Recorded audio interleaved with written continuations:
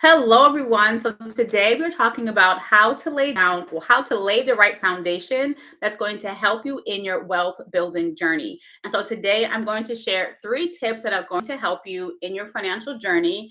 And so take notes. And if you are here live, feel free to ask any questions. So the first thing that's going to help you in your wealth building journey is going to be your mindset. And you may notice a common theme whenever I talk about investing or financial literacy, that mindset is one of the first things that I talk about and focus on because the right mindset will make a huge difference in how you navigate your financial journey. And so when you think about your mindset, in this context specifically, we want to focus on being more of an investor versus a consumer. And the consumer mindset is the thing that keeps many people broke. And so, if you are serious about building wealth, you want to transition from being a consumer first to being an investor first. And so, here are some things that you can do that's going to make that big difference. So, for example, whenever payday rolls around, most people first think about the bills they have to pay, the things they need to buy for themselves, for their children, for their home. But you, as an investor, your focus is going to be paying yourself first. Now, paying yourself first will look different for everyone, but here are some examples of what that would look like. So, for example, are you already investing in your company's 401k? Are you putting money away in your IRA? Right? That is a good example of paying yourself first. So, with the 401k, before you get paid, that money is going into your retirement account. Now, if you don't have a 401k or have access to one, you are going to want to do things like putting money away into your IRA or a traditional brokerage account. Another way of paying yourself first is putting money away into savings, whether you have automatic deductions going into your savings or automatic transfers, or you yourself do it every single pay period. You want to make paying yourself a number one priority. Another way of being an investor versus a consumer is how you watch the news and consume social media.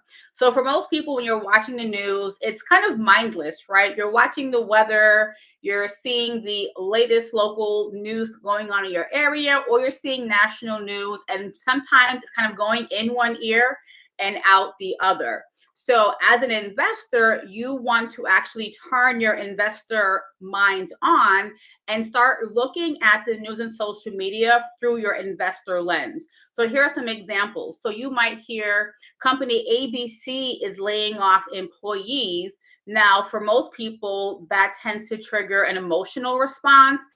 You'll feel bad for those individuals. You might feel angry that another company is laying off people. Why are they doing this? Why is it happening this time of year? Right? Those tend to be the natural reactions of most people.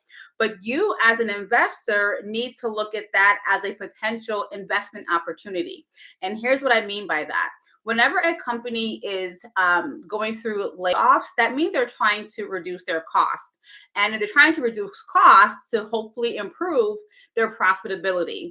And so, if you are someone who follows the stock market, you will see a direct correlation to a company making certain announcements to how their stock price performs. So, when most companies that are publicly traded, when they actually are announcing layoffs, you will tend to see their stock price take a lift or an increase in price because Wall Street looks at that as a good thing, while consumers or the average person looks at that as a bad thing. And so you want to start taking information like this to say, how can I profit off of it? Now, I know there is, of course, a human component to things like layoffs. People are losing jobs, losing their livelihoods. They won't be able to pay their bills, right? That is definitely a thing, and I don't want to take away from that. But as an investor, you have to remove the emotional component of money. It really comes down to dollars and cents and what is your next move. And as someone who has worked in corporate finance, we don't let emotions dictate how we navigate or operate the business. We let numbers do the talking, essentially. And so, as an investor, you need to start doing the same thing. So when you are watching things on social media, so certain hot topics like artificial intelligence, right? That is the latest hot topic that I'm currently recording or going doing this live. And so a lot of people again get emotionally triggered when we have these conversations about artificial intelligence. It's like, oh, it's replacing jobs, it's going to replace people, put people out of work, right? There tends to be this negative connotation. But as an investor, you need to look at this as, if artificial intelligence is the next thing that's like hot or popular, well, how can I profit off of that? And so, are you invested in companies that are in the artificial intelligence space? Or are you invested in companies who are investing in artificial intelligence? And so that is how you want to navigate these kind of hot topics. Again, we're not going to be emotional about it. We want to be factual and figure out how can I profit off of it. And so when it comes to your mindset, again, think about everything from an investor perspective. So when you're doing your doom scroll on social media and you're just looking at things, kind of turn your investor mind on or your investor eye on to say, well, this topic is trending. How can that now turn into money for me as an investor? So that is one thing that I do pretty much every single day when I'm watching news and I'm on social media. I try to take that information to see how can it now, how can I roll that into my portfolio to make me money? The third thing when it comes to mindset as an investor, you want to make reviewing your financials a priority. I know a lot of people, when they wake up in the morning, the first thing they do when they grab their cell phone, they're either checking emails or they're checking social media, right? And so, as an investor, the first thing you should be looking at is your money, right? How did your portfolio perform yesterday? What is going on in your bank account? What's going on in your savings account? Did you receive any interest payments today? Are you receiving any dividend payments today, right? Those are the things that should be the first thing you want to check as an investor. So instead of, again, jumping to social media or jumping through emails, check on your money first. And so these mindset shifts are going to make a huge difference in your wealth building journey because now you're building your investor muscle. Right now, you're making and investing more of a priority versus it being an afterthought. And so, as you make this mindset shift, it will also change other habits and behaviors you have when it comes to your money. So the second thing that I want to talk about in regards to laying the right foundation that's going to help you in your wealth building journey is focusing on having the right tools to help you navigate your wealth building journey. And so there are quite a few things that we could talk about when it comes to this topic, but I'm only going to cover about three things. But of course, there could be many, many more. But these are, I would say, the three that you need at a bare minimum. If nothing else, these three things need to be tools in your tool belt. So the first thing I would say is going to be a high yield savings account. I can't tell you how many people are saving money actively, which is great, but they have this money in accounts that are paying like 0.001%. Right. I was having a conversation with a relative of mine a couple of months ago, and she casually mentioned how she has a savings account with Chase. And I was kind of surprised by that because she tends to be really good when it comes to money. And I mentioned to her, hey, that's like the worst place to have your money. No shade against Chase or anything. I do love Chase as a bank when it comes to other things. When it comes to savings accounts, present day, they are not the best bank to have your money in when it comes to your savings accounts. And so this is an account where she has quite a bit of money in, but it's earning her not much of anything.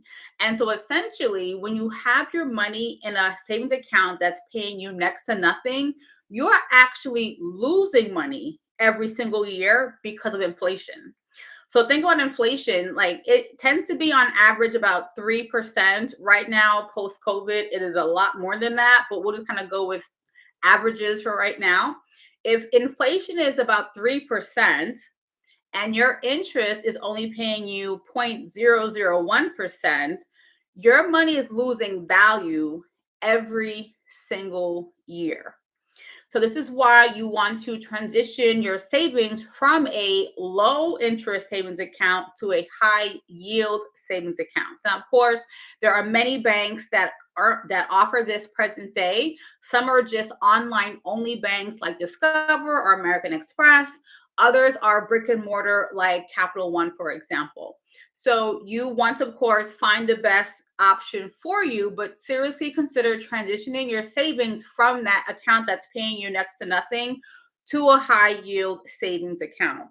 The second tool that you are going to want to have in your tool belt, and this might sound so basic, but it's something that I tend to have to talk about because the way we bank has changed significantly, right? So most people, let's say 10, 15, 20 years ago, had a traditional checking account, right? But we have more and more people, particularly us millennials and Gen Z, who are like moving away from that and are relying on things like Cash App, Venmo, um, to house their money, and we need to move away from that. Now, while those platforms serve their purpose, I think they are great when it comes to sending money in between individuals or sending money to a business. That should not be your primary source of how you bank and manage your money. So we need to go back to the traditional way of banking, and that probably sounds kind of old school now, but having a what I call a proper checking account. Now, of course, not all checking accounts are made equal. Some are a lot better than others. So when you are looking for a checking account, you definitely want to find one that has minimal or no fees. Again, unfortunately, fees is where these banks make a lot of money, and they basically take so much money from individuals on things like overdraft fees, monthly maintenance fees, ATM fees, and the list goes on and on. So ideally, you want to go with a bank that's a lot more competitive and has a little to no fees. So you want a bank that charges you no monthly fees, regardless of how much money you have in the account. You would preferably need to have an account that doesn't charge you ATM fees, or it has a broad network, making it easy for you to access your money at an ATM and not have to worry about fees. You also want a bank that makes it easy for you to transfer money in between your accounts. And that's, of course, going to be very helpful when you need to get your money or you need to get access to your money. And ideally, if you can, now not many banks offer this, and I'll kind of talk about two in today's live. Ideally, you want to find a bank that may even pay you interest on your checking account balance or pays you cash back. And two that come front of mind at the time that I'm recording this video is Discover. So Discover has an amazing checking account product. I think it very much is underrated. So their checking account, you actually can earn 1% cash back when you swipe your debit card. Now, I think the most you can earn in a month is $30. So essentially $3,000 is the max you can spend to get that cash back. But that is free money you're getting from this bank every single month. They also charge no fees for ATM withdrawals as long as you're using their network. You can deposit cash at Walmart for no fee. They don't charge overdraft fee. They don't charge NSF fees. The only thing they do charge a fee for, I think, is like wire transfers. You can even get a bank check for free as well. Another bank that I think is fantastic is American Express. Their checking account product is pretty awesome too. You actually do earn interest on the balances in your checking account. You also earn points when you swipe your debit card, which again, very rare in this day and age. And they recently did add Zelle to their portfolio, meaning you can now use Zelle. When the account was first launched about 2 or 3 years ago, that wasn't an option. So again, it is great that they finally upgraded this account, making it easy for you to, again, use your money, manage your money, and you're earning interest and points. So I think if you can try to find accounts similar to those, which there are very few, it's really going to be a great product for you to manage your money and not worry about constantly being charged fees that's eating away at your checking account balances. Now, the third tool that I think everyone should have in regards to their wealth building journey is a credit card. Now, that probably sounds counterproductive or counterintuitive, but here's what I mean by that. There are many credit cards that give you fantastic consumer benefits that you normally would either have to pay for separately or you're just not going to get at all. Now, when I say consumer protections, I mean things like purchase protection and extended warranty. So think about if you go to Walmart and you buy a big screen TV and you get to the register and they're like, hey, do you want to buy the warranty for this TV for, let's say, I don't know, $15, and it'll cover you for the next 3 years. If you were to actually make that purchase on a credit card that offers extended warranty protection and purchase protection, one, you're now getting this warranty for no additional fee.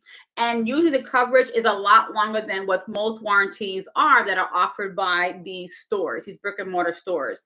So these are great consumer benefits that you are getting just by having this credit card. And I can't tell you how many times for me personally, this has saved me hundreds, even thousands of dollars. One other thing that you can look for in a good credit card is one that has travel insurance or travel protection. Now, this is definitely a hot topic when we get to the peak of travel season, when we have all of these flight delays and cancellations and trip interruptions, and people are scrambling to rebook their travel or trying to get reimbursed from the airlines and they're not getting their reimbursements. By having a credit card that offers this travel insurance, it again is going to save you a lot of money and headache. When you are filing your claim through your credit card company, it tends to be a lot easier than when you're trying to file a claim with, the airline or a hotel. Now, of course, if you are not in a place where you're quite ready for a credit card because your credit might not be in a good place right now, of course, your tool or the thing you should look into is a secured credit card to start working on rebuilding your credit so you can then transition to these other cards that do give you these consumer protections. So those are the three tools I think we all should have in our tool belt. Now, again, there are other things, of course, that you could have in your wealth building journey, but I think these three things that I just mentioned are a great place to start in that foundation. And of course, in future videos, we'll talk about other things that you can add that are going to help you in your wealth building journey. Now, the third thing that's going to help you in laying the right foundation in your wealth building journey is going to be how you spend your time. We have to get more intentional with how we spend our time and who we spend our time with. And we have to put more value on our time as well. So when you think about being more intentional, I really want to talk about how you are spending your time with people and by yourself. So if you are someone who is in a place where you want to learn and grow and evolve, now might be the time to change the circles that you are currently hanging out in. You also want to be more intentional with how you spend your time. And so if you're watching this live or the replay, I want you to go into your phone right now and look at the last 5 text message conversations you have had in the last, let's say, week. If more than half of those conversations are about gossip, are about nothing productive, it might be time to make that transition either to being in touch with people who are on the same journey as you or change the topics of conversation that you're having with the people that you are constantly in communication with.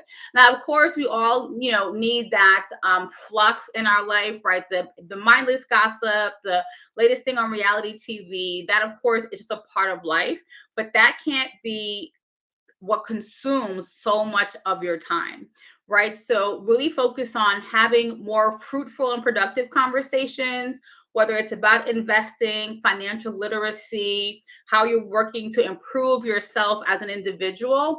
And you will find that as you change those conversations, it will flow into how your mindset starts to work. And it will also show up in how you show up every day in regards to how productive you are or aren't, right? They say you are the average of the 5 people that you hang out with the most. And if those people aren't on that same journey, they're not productive, it's going to make you not productive and you're not going to make the progress that you want in your wealth building journey. I believe in positive peer pressure. And so it's really important to find those people that are going to have those positive influences on you to help push you in your wealth building journey. Also, think about how do you spend your time when you're by yourself? Are you constantly scrolling on social media? Are you binge watching TVs and shows? Now, mind you, that has a place, but that can't be how you spend all of your time. So, really think about what changes you need to make in your daily routine when it comes to how you spend your time by yourself, what you consume on a daily basis. Are you constantly watching The Shade Room? Are you constantly looking at reality TV? Or are you focused on things that are going to make money and make a huge difference in your financial journey? Now, again, there is a balance that we need to have. It can't be all or nothing when it comes to either topic, but you need to focus on the thing that's going to make a big difference in your financial future, right? Is this conversation going to help me make money, or is it distracting me from the money I'm trying to make? So really think about that. I feel that a lot of us don't put enough value on our time. And one thing when it comes to time, unlike money, you can't get it back. You can't make it back. You can't make up for lost time. So how you spend your time is actually a lot more important in regards more important than how you spend your money when you think about it, because money, you can always make money back. Money can come, money can go, money, there's ebbs and flows when it comes to money, but the time you waste, you cannot get that back. And so if you are serious about building wealth and really changing your financial circumstances, how you spend your time is going to make a huge difference in whether or not you will be successful in that wealth building journey. So just to do a quick recap for today's live, I have my notes to make sure I don't miss anything. We want to focus on mindset, right? Your mindset will dictate how successful you are going to be or not. We need to become an investor first versus being a consumer first. So start changing how you look at information and change how you act on that information. So really look at the news and social media as a tool to help you make your next money move versus it just being a mindless scroll and it's just pure entertainment. Also, make paying yourself a priority. So instead of worrying about, oh, I have to pay these bills, I gotta buy this, I have to buy that. Have you paid yourself first? Have you invested in your financial future? Because again, no one's coming to save you, right? That's the reality that we are in. So we have to make ourselves and our future selves our number one priority. The second thing we talked about is having the right tools in place to help you in your wealth building journey. So things like a high yield savings account, having a proper checking account that's going to help you manage your money. We're looking for accounts that have little to no fees, and bonus if you can find one that pays you interest or helps you earn points. We also talked about having credit cards. I know that also probably sounds kind of wonky, but again, having the right credit cards in your wallet can really make a difference in how you navigate certain situations. Like I said, having consumer protections like travel insurance, extended warranty, purchase protection. These are things that come in handy when life just starts to happen. And last but not least, we talked about being more intentional with how you spend your time. Again, we need that balance of social interactions and mindless scrolling, but we need to get more intentional with spending time focusing on things that's going to make a difference in your financial future. So start reading more books, listening to more podcasts, change the conversations you're having on a daily basis. It can't just be celebrity news and gossip. How are we making a difference for our financial future? What books are we reading? What did we learn today? What stock tip can I share with someone? What stock tip can someone share with me, right? Really start being more intentional with your conversations. And you may start to find that as you become more intentional, your circles may start to change. That is the one harsh truth about growth and evolution. As you begin to grow and evolve, you will find that certain conversations are no longer entertaining to you. Certain people, you just can't talk to them anymore because you're no longer on the same page.